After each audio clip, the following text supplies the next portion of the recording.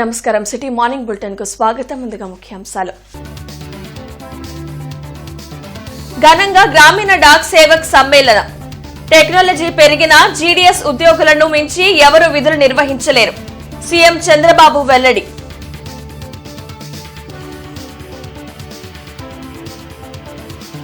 ఆధునిక మార్పులకు అనుగుణంగా పోస్టల్ సేవల్లో సంస్కరణలు తెస్తున్నాం. ఆదాయ మార్గాలను పెంచుకోవాలన్న కేంద్ర మంత్రులు జ్యోతిరాదిత్య సింధియా, పెమ్మసాని. తప్పులను ప్రశ్నిస్తే పార్టీ కార్యాలయాలపై దాడులు చేస్తారా? ఉగ్రవాదులకు బీజేపీకి తేడా లేదు. PCC working president Mastan Vali fire. గ్రామీణ డాక్ సేవకులు లేకపోతే గ్రామీణ ప్రాంతాల్లో లాజిస్టిక్ వ్యవస్థ ఉండదని ముఖ్యమంత్రి చంద్రబాబు అన్నారు.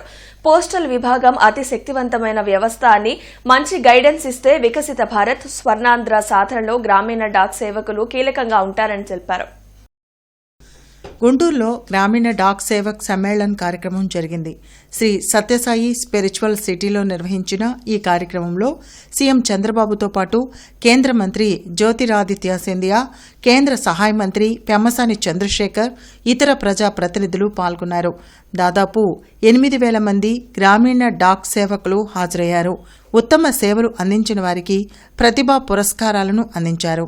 ఈ సందర్భంగా సీఎం చంద్రబాబు మాట్లాడుతూ, బాగా చదువుకున్న వాళ్లు పోస్టల్ జాబ్స్ ద్వారా గ్రామాల ప్రజలకు సేవ చేస్తున్నారని చెప్పారు.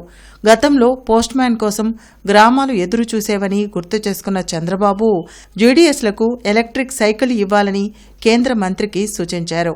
రాష్ట్రంలో డబుల్ ఇంజిన్ సర్కార్ ఉందని, ప్రజలకు అభివృద్ధి, సంక్షేమమే లక్ష్యంగా పనిచేస్తున్నట్లు వివరించారు. ఏఐ సమ్మిట్లో యూత్ కాంగ్రెస్ అర్ధనగ్న ప్రదర్శన చేసి దేశ పరువును దిగజార్చాలని చూడటం దురదృష్టకరమని అన్నారు. నేను ప్రపంచం అంతా కూడా పంపిస్తున్నాను ఎక్స్పర్ట్స్ అందరినీ. వాళ్ళు మొత్తం స్టడీ చేస్తారు. వాళ్ళల్లో వచ్చిన మార్పులు చూసుకుని దానికంటే మెరుగైన వ్యవస్థను రూపకల్పన చేస్తానని మీ అందరికీ హామీ ఇచ్చాడు. ఇప్పుడే ఎలక్ట్రికల్ సైకిల్ కూడా మాట్లాడాడు. I'm very happy. If we have to provide for our people, Gramina Dak Sevak, one electrical cycle with green energy, no pollution.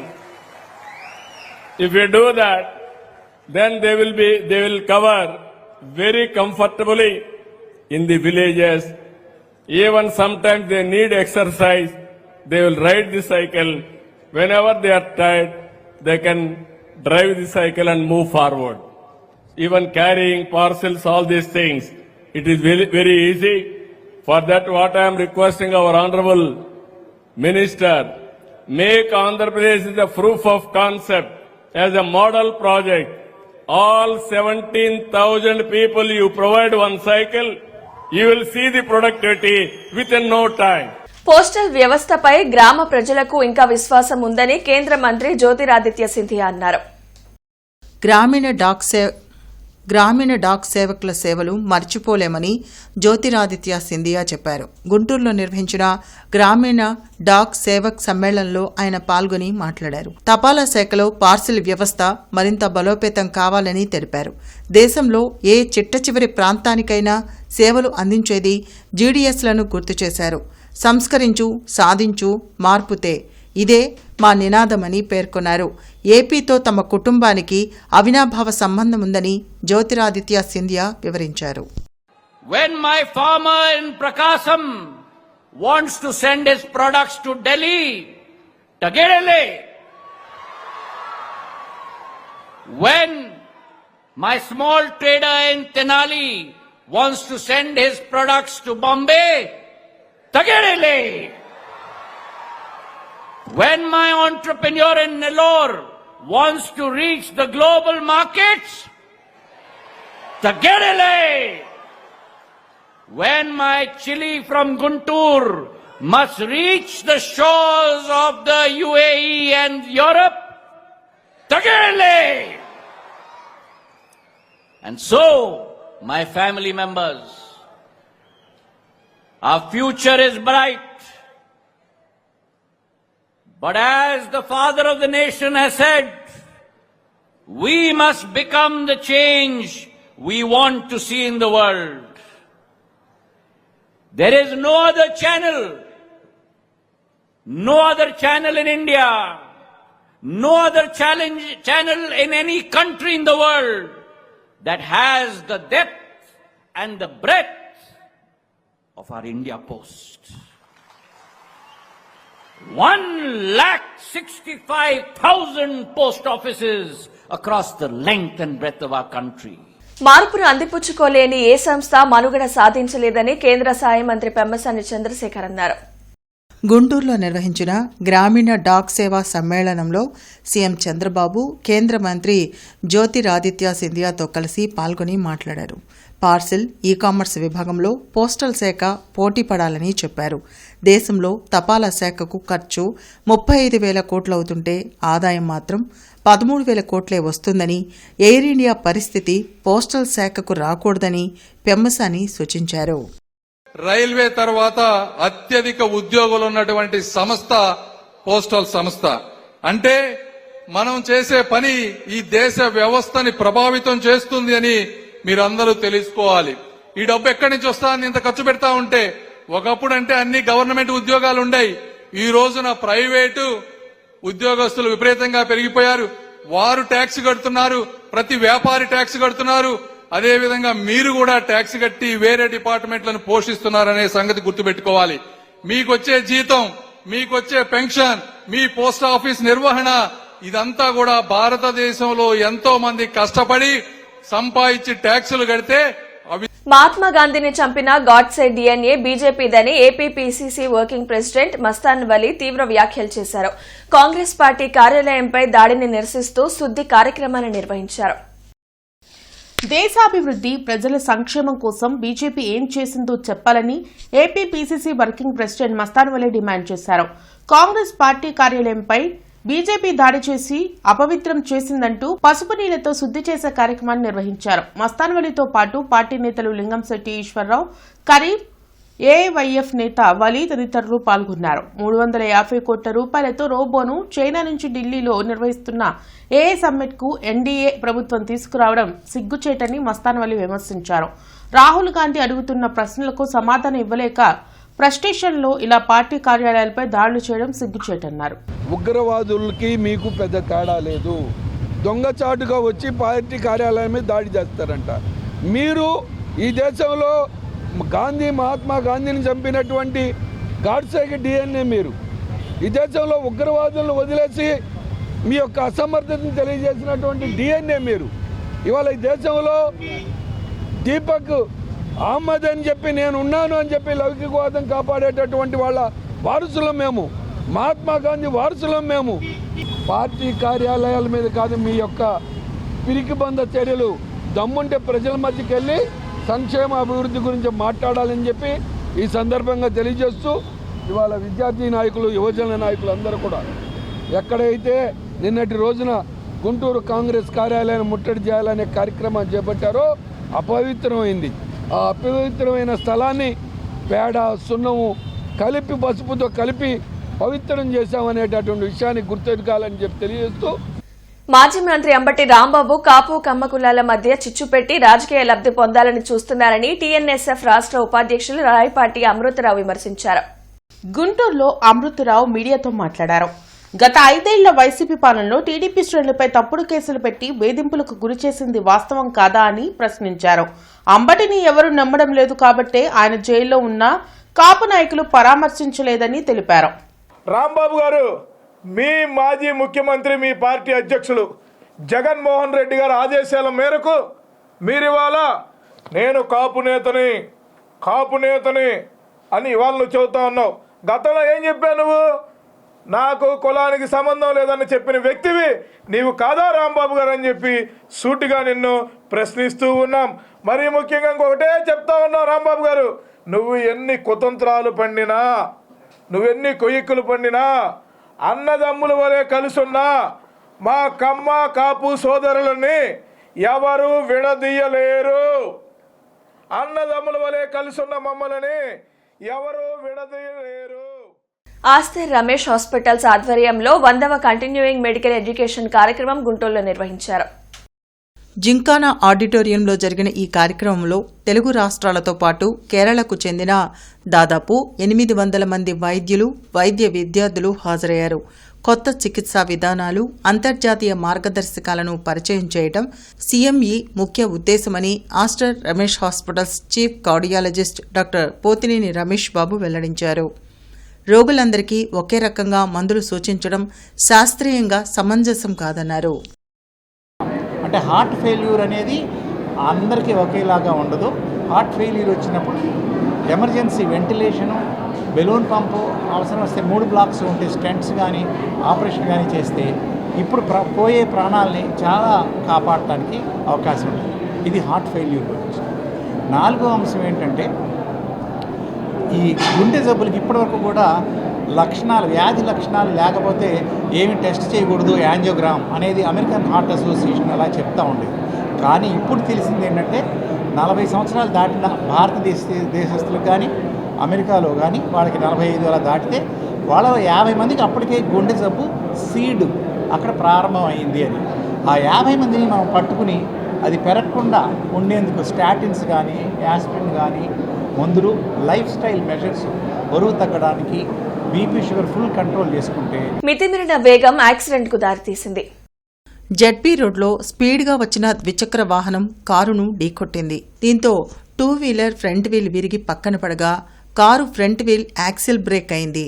బైక్పై ఉన్న వ్యక్తికి తీవ్ర గాయాలయ్యాయి. అటుగా వెళ్తున్న ఎమ్మెల్యే తెనాలి శ్రావణ్ కుమార్ ఇది గమనించి క్షతగాత్రుణ్ణి హాస్పిటల్కు తరలించేందుకు సహకరించారు. ర్యాష్ డ్రైవింగ్తో వస్తున్న వాహనదారుల కారణంగా రోడ్డుపై వెళుతున్న ఇతరులు భయపడాల్సిన పరిస్థితులు నెలకొన్నాయి. బిజీ రోడ్లపై స్పీడ్ బ్రేకర్లు వేసినా బైక్ స్పీడ్ను మాత్రం ఎక్కడా తగ్గించకుండా పోతుండటంతో అనేక చోట్ల యాక్సిడెంట్లు జరుగుతున్నాయి.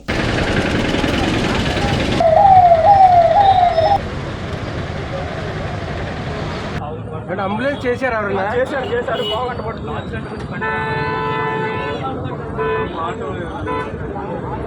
ఎవరు లేరా, ఒక్కడే ఉన్నారు.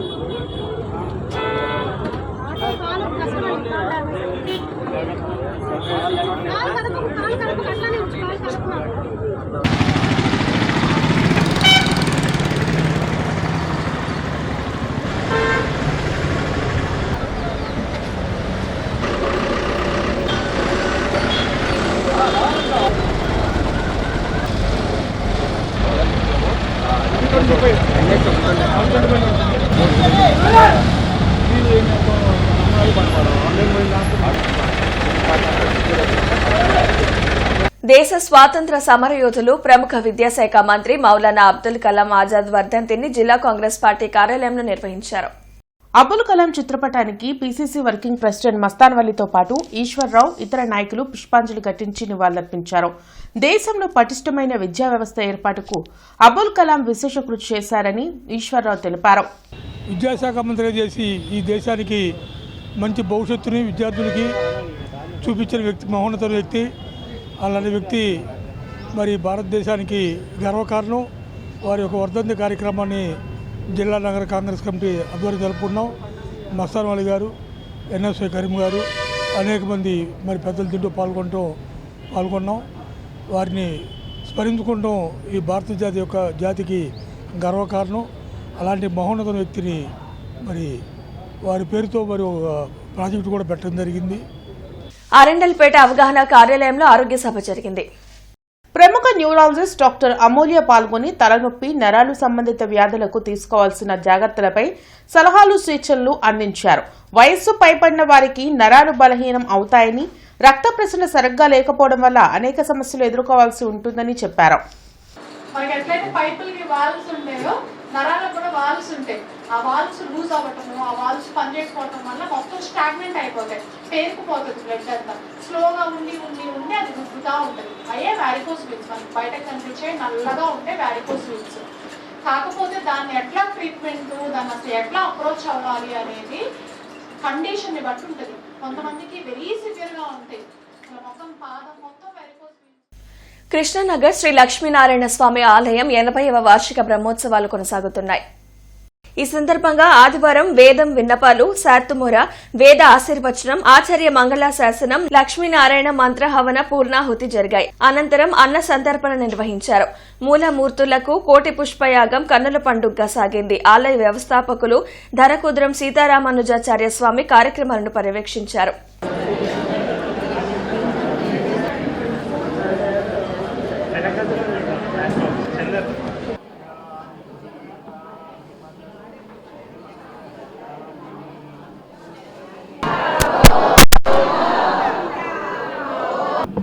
అలానే నోరార భగవన్నామ సంకీర్తనం, పాదాలు ఇక్కడికి వచ్చినయే గాని ఎక్కడికి వెళ్ళల.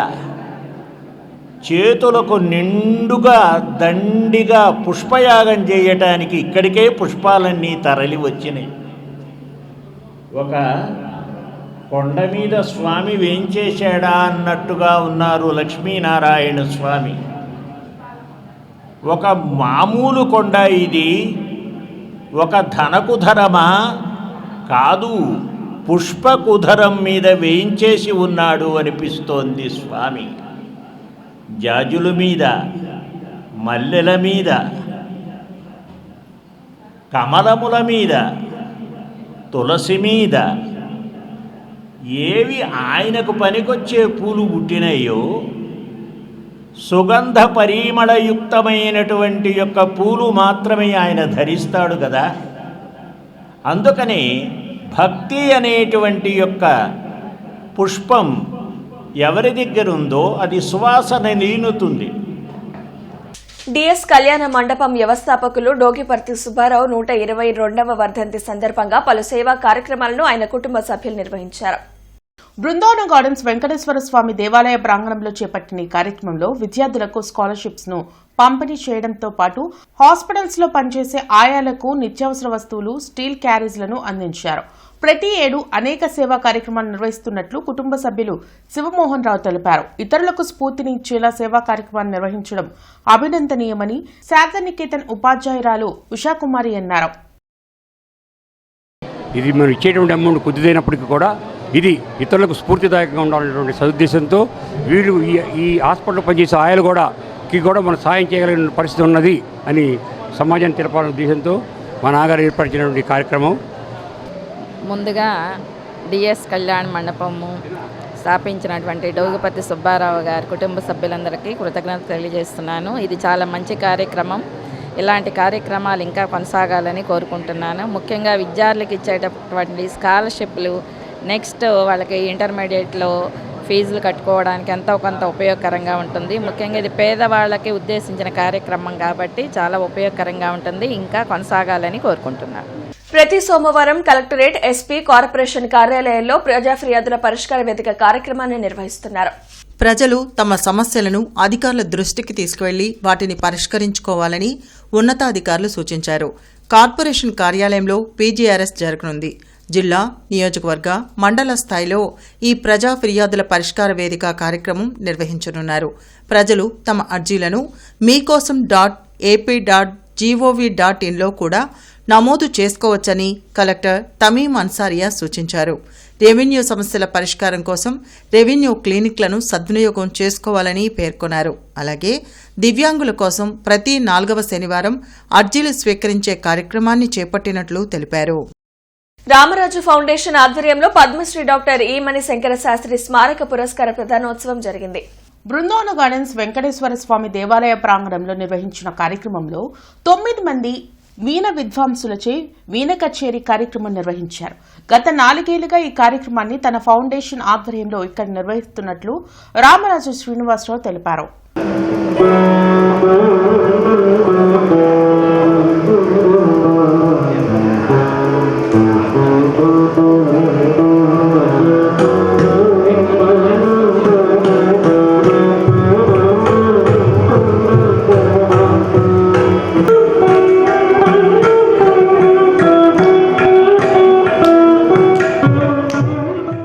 భారతదేశంలో మొదటిసారిగా అవార్డు ఇవ్వటం స్టార్ట్ చేసి గుంటూరులో గత 3 సంవత్సరాలుగా చేయడం జరిగింది. ఇది 4వ సంవత్సరము. ప్రముఖులైనటువంటి వీణా విద్వాంసుల్ని వివిధ ప్రాంతాల నుంచి ఇక్కడికి తీసుకొచ్చి ఒక్కొక్క గంట వారితో ఇక్కడ కచేరీలు చేయించి గుంటూరు ప్రజలకు వారి కచేరీలు వినే అవకాశాన్ని కల్పించి సాయంకాలం ఒక ప్రముఖ వీణా విద్వాంసులచే కచేరీలు చేయించి వారికి ఈమన శంకర శాస్త్రి గారి పురస్కారం ఇవ్వటం అనేది ఆనవాయితీగా జరుపుతున్నాము. దీనికి మా వంతు సహకారం మాకందరికీ సహకారం అందిస్తున్నటువంటి దేవాలయ పాలక మండలి వారికి ముఖ్యంగా మేము ధన్యవాదాలు తెలుపుకుంటున్నాము. రాజుపాలెం మండల కేంద్రంలో జరిగిన శ్రీ అంకమ్మ తల్లి తిరునాళ్ల సందర్భంగా మహిళల కోలాటం భక్తులను విశేషంగా ఆకట్టుకుంది. మన సంస్కృతి సాంప్రదాయాలు పాటిస్తూ భావితరాలకు దిక్సూచిగా నిలవాలని కోలాటం మాస్టర్లు చొక్కా శ్రీనివాసరావు, ఫణితరపు నరసింహారావు ఆకాంక్షించారు. దశాబ్దాలుగా గ్రామ పెద్దలు పులిబండ్ల సాంబశివరావు, చొక్కా గాలయ్య, ఆవుల వెంకటరామయ్య పర్యవేక్షణలో తెలుగు సాంప్రదాయాలు ఉట్టిపడేలా నిర్వహిస్తున్న మహిళల కోలాటాన్ని చూసేందుకు జనం పోటెత్తారు. అనంతరం భక్తులకు తీర్థ ప్రసాదాలు అందించారు.